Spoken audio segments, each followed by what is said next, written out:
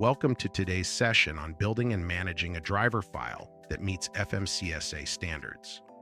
We're focusing on driver qualification files in today's webinar. My name is Scott Kester. I have been training individuals in large and small trucking companies compliance for over 31 years. I have been with Registration LLC for the past 8 years. If you have any questions, post them in the comments section below and I will answer them towards the end of this presentation, or you can always call the office Monday through Friday and just ask for me. From my professional experience, I can say that during compliance reviews or audits, driver qualification files often contained violations. Many of these issues arose because motor carriers either performed their annual reviews inadequately or skipped them altogether. The driver qualification file encompasses many aspects that must be addressed, making it a potentially daunting task for companies. One of the most challenging aspects for motor carriers, based on my observations, is the realization that despite their efforts to create and maintain proper driver files, a DOT inspector might still find something amiss during a compliance review. This can result in violations or fines for issues that the company was unaware of.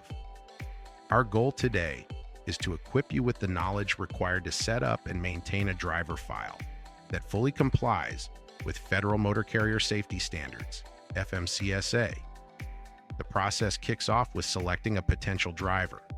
Although finding and keeping quality drivers is tough due to the ongoing driver shortage, it's crucial to ensure you're putting the best people on the road, as this is your company's reputation at stake. Exercising due diligence in hiring capable and responsible drivers can be immensely beneficial. Throughout this webinar, we'll explore several programs designed to help you identify potentially problematic drivers. The aim is to detect driving behaviors that could pose future issues if they're operating commercial motor vehicles. The first step is to verify that the driver meets FMCSA's minimum requirements. A commercial motor vehicle driver must be in good health and physically capable of handling all driving duties. This includes having a recent medical examination and obtaining medical certification for interstate driving. Additionally, the driver must be at least 21 years old. Several states permit drivers under the age of 21 to operate within state boundaries. Operating in the state signifies that both the origin and the destination of the load are within the same state where the driver's company is based. However, it's important to note that drivers under 21 are prohibited from transporting goods that either originated outside their state or have an end destination beyond the state borders. Let me illustrate with an example. A trucking firm employed a 20-year-old driver to move a trailer to the Oregon-Idaho border. Upon arriving, they would exchange the trailer with another truck, bringing an empty trailer back to their origin, while a driver, over 21, transported the load out of Oregon. Although the younger driver remained within state lines, they were still engaged in interstate commerce, as the load's final destination was outside Oregon. This resulted in the company facing significant violations for unknowingly using an underage driver for interstate commerce. It's also essential for a driver to hold only one valid commercial driver's license and be able to provide you, the motor carrier, with a comprehensive list of their past violations. We will delve deeper into violations and testing later in this presentation.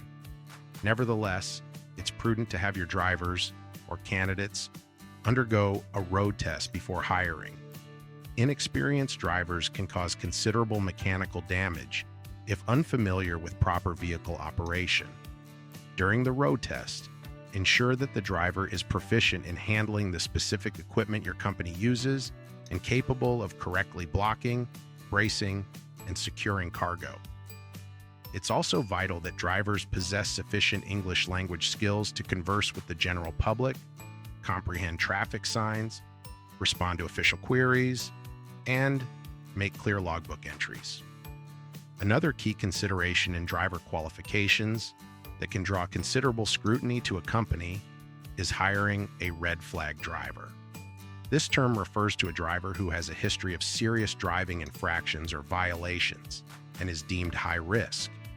There are 12 specific red flag violations. These violations vary widely, including issues such as lacking a commercial driver's license, CDL, possessing multiple CDLs, or being barred from operating a commercial motor vehicle, CMV, along with drug and alcohol-related offenses like possessing or using these substances or driving under their influence, as well as driving a CMV when either the driver or the vehicle has been marked as out of service. If your company hires a driver with such red flag violations, it will likely attract significant scrutiny from the Department of Transportation, DOT. Red flag violations are closely monitored by the DOT, and they may initiate a compliance review of any company that employs a red flag driver to ensure adherence to regulations and prevent further infractions. That concludes my points on driver selection. It's imperative to be meticulous in your hiring processes to avoid potential negative impacts on your compliance, safety, accountability, CSA, scores due to non-compliance with Federal Motor Carrier Safety Administration, FMCSA, regulations. Next, let's discuss what documentation is required in a driver file as per FMCSA regulations. According to Part 391.51, every motor carrier must keep a driver qualification file for each driver they employ. Part 390.5 of the FMCSA's guidelines specifies that a driver is anyone who operates a commercial motor vehicle, meaning you must maintain a driver qualification file for any individual driving a commercial vehicle owned by your company on public roads. A commercial motor vehicle is defined as any vehicle or combination of vehicles with a weight exceeding 10,000 pounds. This includes anyone driving such a vehicle, ranging from mechanics to temporary drivers who need to have a driver qualification file. A frequent question arises about whether mechanics who test drive vehicles or operators without a CDL on private property need a driver file. The critical detail here is whether these vehicles are operated on a highway. The FMCSA defines a highway as any road, street, or pathway, whether on public or private land, that is accessible to the public. The definition clarifies that open to public travel includes any road that can be accessed by a standard passenger car and is available to the general public without restrictive barriers, such as gates, prohibitive signs, or specific regulations. Therefore, your private property is considered a highway under FMCSA regulations unless you actively restrict public access through such measures. To eliminate any doubt about whether a driver requires a driver file, adopt the best practice of maintaining one for anyone who will be driving a commercial motor vehicle on public roads. It is crucial to have a driver file before such activities. Each driver file must include the application form, motor vehicle record, MVR, proof of a road test or CDL medical certificate, summary of employment hours of service for the past 7 days, National Registry verification, records of any pre-employment drug test inquiries. For CDL drivers, additional requirements are inclusion in a random drug and alcohol testing pool, a negative result from a pre-employment drug test before operating a CMV, optional retention of drug and alcohol test results or details in the driver file. The FMCSA does not mandate a specific method for storing these records, but you must be able to provide them upon request or during a compliance audit. Ensure your driver applications comply with DOT regulations. According to Part 391.21, the application must include the following details: employing motor carrier's name and address, applicant's name, current address, and addresses from the past 3 years, submission date of the application, date of birth and social security number, driver's license number, state of issue, and expiration date, record of motor vehicle accidents from the last 3 years, history of motor vehicle operation, types of equipment used, and trailers pulled, list of all traffic law violations. Furthermore, the application needs to detail employment history for the past 3 years, including employment dates, reasons for leaving, and if the position was regulated by federal motor carrier safety regulations. An additional record of employment history for the previous 7 years if the applicant aims to operate a commercial motor vehicle. To conclude the application process, the applicant should complete a certification statement affirming, to the best of their knowledge, that all provided information is accurate and complete. The statement should include a date and space for the applicant's signature. Regarding employment history, the FMCSA mandates a diligent effort to contact former employers from the past 3 years. It is advised to make at least 2 attempts using different communication methods such as phone, email, mail, or fax. Previous employers should be asked to provide basic identification and job verification, information about any accidents the driver was involved in over the last 3 years, details of any drug or alcohol-related violations within the past 3 years. The motor carrier must obtain written consent from the driver to release this information from previous employers. If no safety performance history is available, the previous employer must acknowledge this in writing. Any attempts to contact previous employers should be documented and stored in the driver's file. Starting January 6, 2024, motor carriers are required to use the Drug and Alcohol Clearinghouse for these verifications. The clearinghouse helps identify drivers restricted from operating a CMV due to drug and alcohol violations and ensures they complete necessary evaluations and treatments. Motor carriers need to obtain each driver's motor vehicle record, MVR, from every state in which the driver held a license in the previous 3 years. The MVR for the current operator's license should be acquired within 30 days of hiring. During an FMCSA or DOT audit, they will check the hiring date against the MVR acquisition date to verify compliance.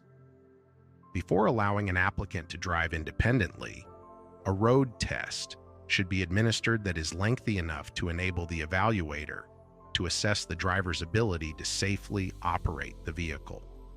The road test requirement can also be satisfied by having a copy of a CDL in the file, provided the CDL test included a road test segment. Moreover, conducting a road test can be invaluable and is considered a best practice. I strongly suggest having a candidate undertake a road test to gauge their driving skills and competency with your equipment. Non-CDL drivers often fail because they don't take their license tests in the actual vehicles they will be driving. Therefore, a road test is essential before they drive a commercial motor vehicle, CMV.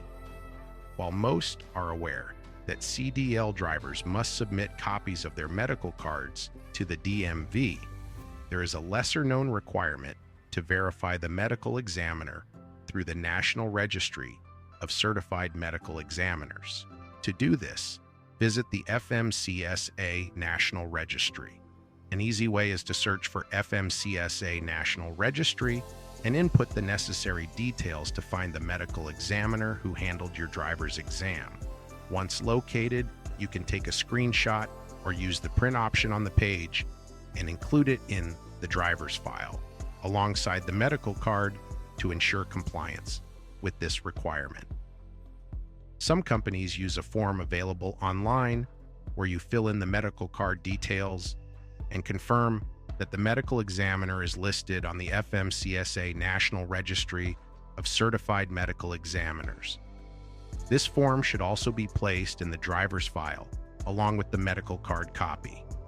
Each time your driver gets a new or renewed medical card, it's crucial to check the National Registry again.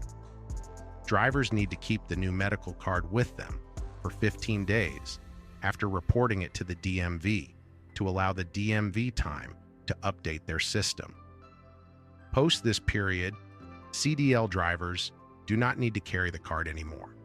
However, non-CDL drivers must keep a copy of their medical card with them at all times while operating a CMV. Also, ensure that when pulling a motor vehicle record, MVR, for a CDL driver, it includes medical card information. Let's also touch on another often overlooked aspect of driver file requirements, the annual review. Companies typically manage the hiring paperwork accurately, given the extensive documentation, often following a checklist or form to ensure completeness. However, many lack a system to remind them of the annual review, leading to it being neglected. It's prudent for companies to establish a notification process for upcoming annual reviews or employ a third-party service to track and alert them when reviews are due. Failing to conduct these reviews can result in significant fines, especially if a driver's license is suspended or they are otherwise disqualified, which could have been caught through the MVR. The annual review involves 3 steps. 1. Pull the MVR before a full year lapses, since the last one was obtained. 2. Have your driver list all citations or violations from the past year. 3. The supervisor must review this list alongside the MVR with the driver, and both need to sign the annual review form. Certain drivers might require additional documentation in their files, even though these may not be relevant for all drivers. It's crucial to be informed about these requirements. 1. Medical variance, exemption, or waiver documents. For drivers with physical impairments impacting their ability to safely operate commercial motor vehicles, a state variance is necessary for commercial driving approval. This document must be with the driver whenever they operate a commercial motor vehicle. 2. Skills, performance, evaluation, SPE. Drivers with missing or impaired limbs, hand, finger, foot, or leg, must obtain an SPE certificate, which is mandatory to carry when operating a commercial motor vehicle. 3. Longer combination, vehicles, LCV, driver training certificate. Those driving LCVs, which involve double and triple trailers pulled by a single truck, must have this certificate in their file. Additionally, drivers need a T endorsement on their CDL, signifying their eligibility to drive doubles and triples. 4th, entry-level driver training. Following the map. 21, moving ahead for progress in the 21st century. Act, the FMCSA issued a rule on entry-level training. This took effect on February 7, 2024, to improve commercial motor vehicle safety by setting minimum training standards for new operators of CMVs in both interstate and intrastate commerce. This applies to those seeking a Class A or Class B of a CDL for the first time, those upgrading their CDL, or those pursuing hazardous materials, passenger, or school bus endorsements for the first time. These requirements are set by the FMCSA, but companies can further vet applicants to gauge their suitability as drivers. Many clients use these evaluations as a screening mechanism before hiring an applicant. One such tool is the Federal Motor Carrier Safety Administration's Pre-Employment Screening Program, PSP. The PSP allows motor carriers to evaluate a driver's past behaviors. The FMCSA provides this information through its website, requiring the applicant to sign a release form to access their PSP report. Employers should only pull this report before hiring the applicant. However, drivers can retrieve their own PSP report anytime. The PSP report gives details on the applicant's accidents over the past 5 years and any roadside inspection outcomes from the past 3 years. You can also request PSP reports for any commercial driver's licenses held by the driver over the last 5 years. This tool effectively reveals the applicant's driving habits in recent years. Additionally, you might consider conducting a criminal background check through various online services. We use one service to access background information for several clients, providing motor carriers with any criminal history related to potential hires. A note for owner-operators based on past compliance reviews. You need to maintain a complete driver file for yourself, considering yourself as both the driver and the employer. The FMCSA distinguishes between these two roles. As the owner, you are responsible for maintaining compliance documentation, while as the driver, you must fill out your application and complete the necessary checks and documentation as you would for any other driver. Having covered the contents of a driver qualification file, it's essential to know how long to retain these records. The retention requirements vary for different documents within a driver file. The FMCSA outlines the specific durations for various sections of compliance records. For the most current and detailed information, refer to the FMCSA's regulations. Driver qualification files must be maintained for the entirety of the driver's employment and 3 years following their departure from the company. Certain items within these files, such as MVRs related to annual reviews, certificates of violations, annual review forms, medical examiner's certificates, and national registry notes, can be removed after 36 months.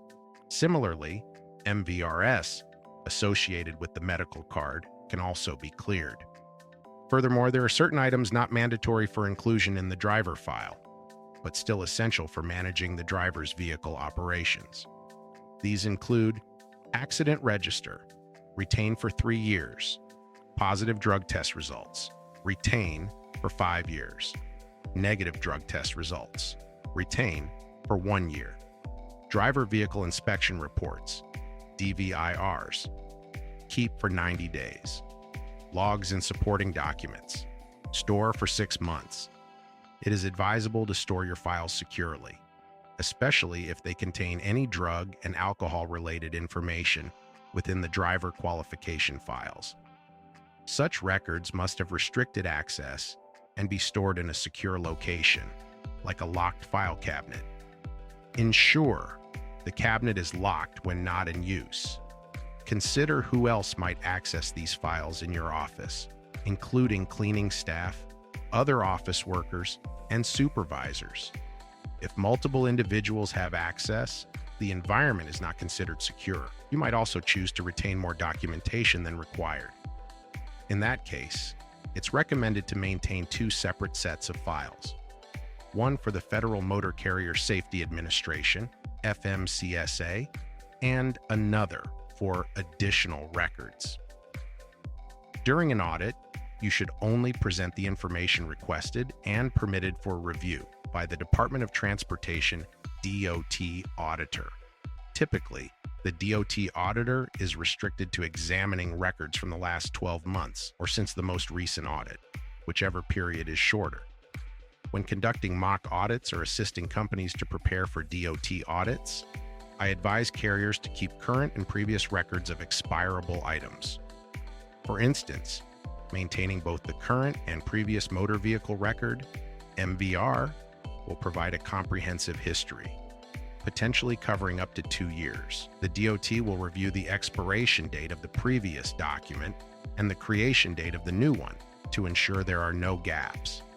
An exception would be for drivers with medical issues preventing them from obtaining a full 2-year medical card. If a driver only qualifies for a 3-month card, it is advisable to keep enough medical cards on file to cover a 2-year span, which is standard for a typical medical card. To conclude, let's review some common violations. In 2023, the top 8 driver fitness violations included: 1. Non-English speaking drivers. 2. Operating a vehicle without a CDL. 3. Driving without a valid license, appropriate for the vehicle type. 4. Expired medical card. 5. Driver not meeting physical qualifications. 6. Disqualified or suspended drivers. 7. Incorrect medical examiner certificate. 8. Operating a commercial motor vehicle, CMV, with an improper CDL class. These violations can be easily avoided by a company that understands FMCSA regulations and effectively monitors its drivers and compliance processes. I trust this session has been informative and will aid you in achieving and maintaining compliance with driver qualification regulations. This is a complex and often frustrating area, but it is crucial for motor carrier operations under FMCSA regulations. At this time, write your questions in the comments or call us at 866-477-0707.